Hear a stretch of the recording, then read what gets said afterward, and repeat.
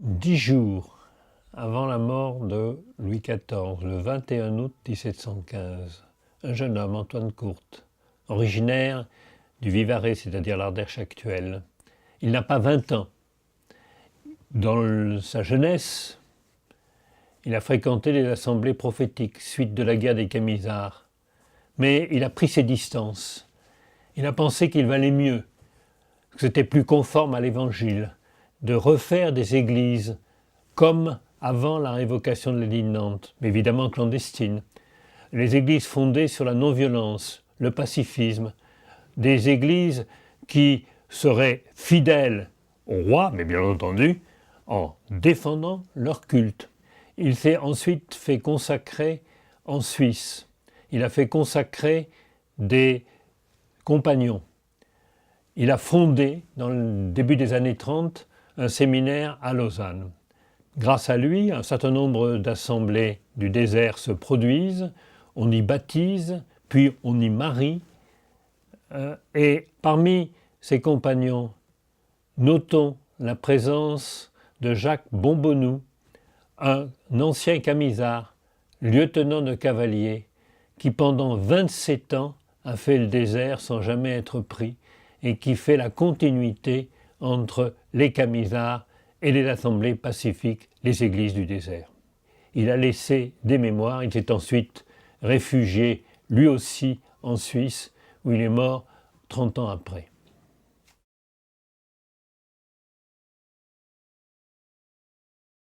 Vous avez peut-être admiré une grande tour à Aigues-Mortes.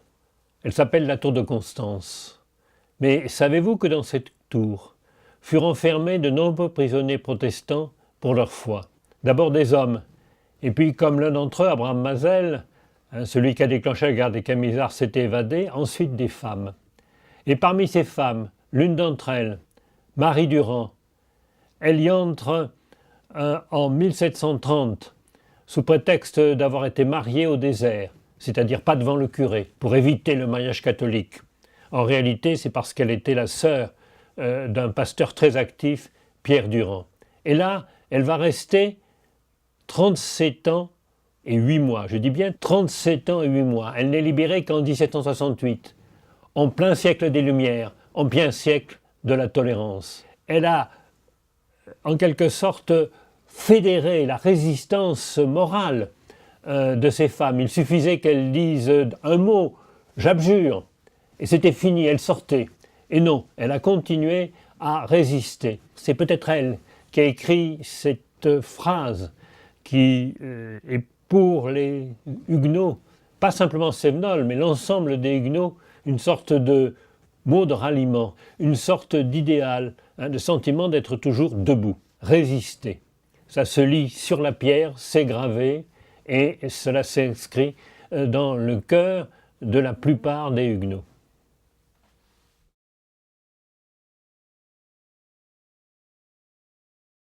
Les églises du désert, c'est un phénomène de longue durée. Ça dure 3 générations, c'est-à-dire en gros pratiquement jusqu'à la Révolution. Après Antoine Courte, il y a un de ses disciples, Paul Rabaut, pasteur à Nîmes, qui prend sa succession comme responsable de l'ensemble de ces églises.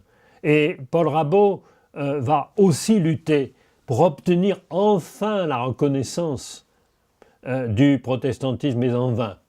Et c'est son fils, Rabaut-Saint-Étienne, qui devient le conseiller de Malesherbes, un des principaux ministres de Louis XVI, et qui finit par obtenir l'état civil, c'est-à-dire la reconnaissance en 1787 des mariages et des baptêmes faits au désert comme acte d'état civil sans besoin de passer par le prêtre.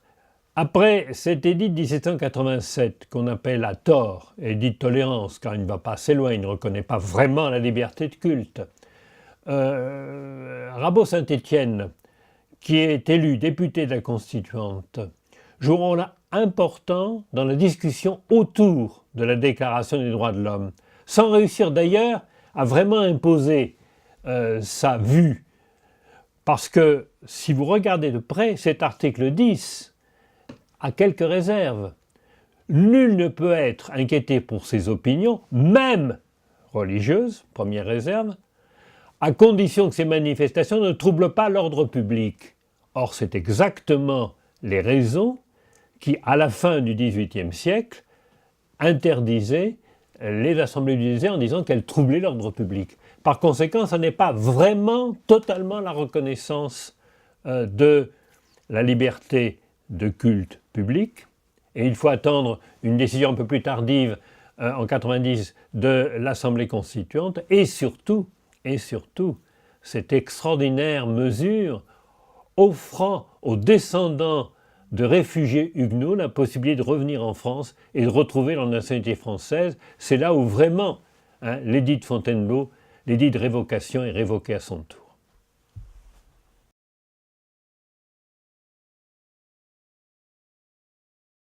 Les protestants du Bas-Languedoc et des Cévennes ont beaucoup de chance d'une certaine façon, car très nombreux, très groupés, ils établissent un bon rapport de force, d'autant plus qu'ils ont beau dire qu'ils ne sont rien à voir avec les Camisards, il y a le souvenir des Camisards. Et les autorités ont quand même très peur de voir de nouveau naître une guerre des Camisards. Si bien qu'on arrête les pasteurs, on les exécute, c'est vrai. Mais dès les années 60, les assemblées clandestines sont pratiquement autorisées de fait. Ce n'est pas du tout la même chose ailleurs.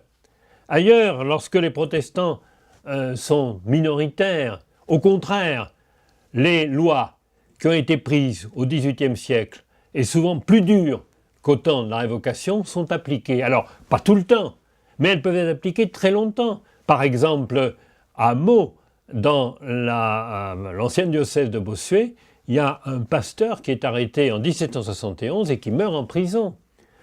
En Normandie, il y a une petite jeune fille qui est mise dans un couvent et on n'arrive pas à la faire libérer. Et ceci, ça se passe un an avant 1787, l'édit dit de tolérance. Ce qui veut dire à quel point, si vous voulez, le pouvoir a beaucoup de peine à sortir d'une logique de la révocation de l'édit de Nantes. De façon très curieuse, le pouvoir est obnubilé par l'immense statut de Louis XIV. Il y a une très jolie expression de Rabot Saint-Étienne qui parle du fantôme de Louis XIV.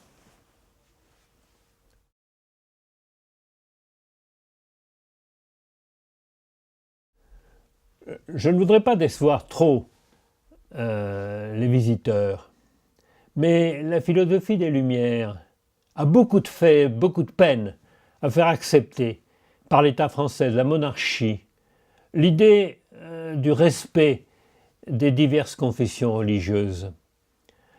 Tout au long du XVIIIe siècle, non seulement la législation est conservée, mais elle est même parfois aggravée.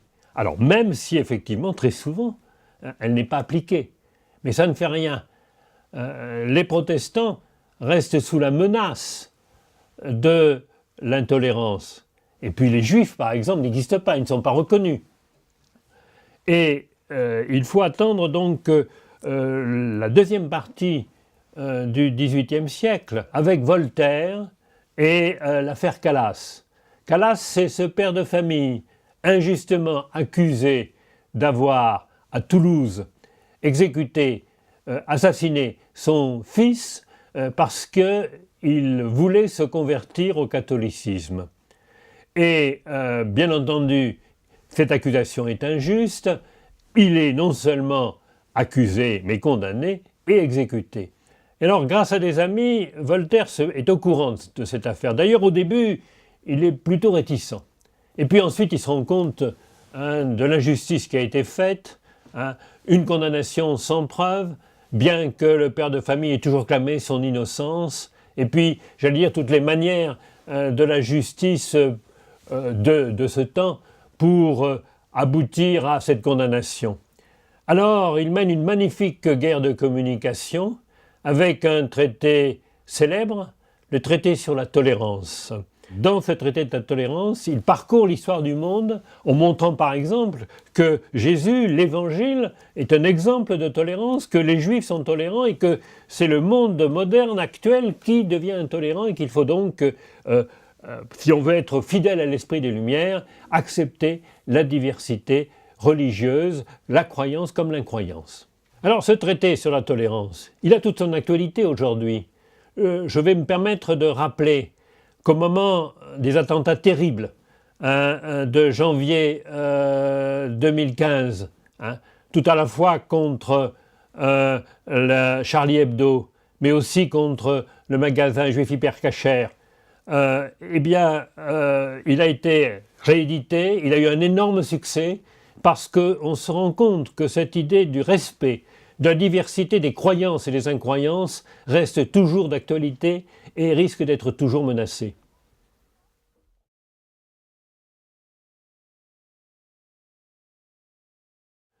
N'oublions pas que les Huguenots du royaume ne sont pas seuls. Leurs cousins sont partis en Prusse, en Suisse, en Angleterre, dans les Provinces-Unies, et même très loin, l'Afrique du Sud ou les Amériques, les futurs États-Unis. Et alors, des relations se sont maintenues, des correspondances, et de façon plus précise, certains ont même aidé les Églises du désert en leur envoyant des brochures, des livres clandestins. Je rappelle le séminaire de Lausanne. Mais attention, ce qui est intéressant, c'est de voir que le refuge n'est pas tout à fait totalement solidaire de ces églises du désert. Pourquoi? Parce qu'une partie du refuge craint de voir éclater une nouvelle guerre des Camisards, c'est-à-dire de nouveau la violence et de nouveau le prophétisme. Paul Rabot et avant lui Antoine Court doivent convaincre les amis du refuge qu'ils n'ont rien à voir avec leurs prédécesseurs, les Camisards, qu'ils ne sont pas violents, qu'ils sont pacifiques, qu'ils sont rationnels, qu'ils ne sont pas prophétiques, qu'ils ne sont pas inspirés et qu'ils respectent les grandes règles de la réforme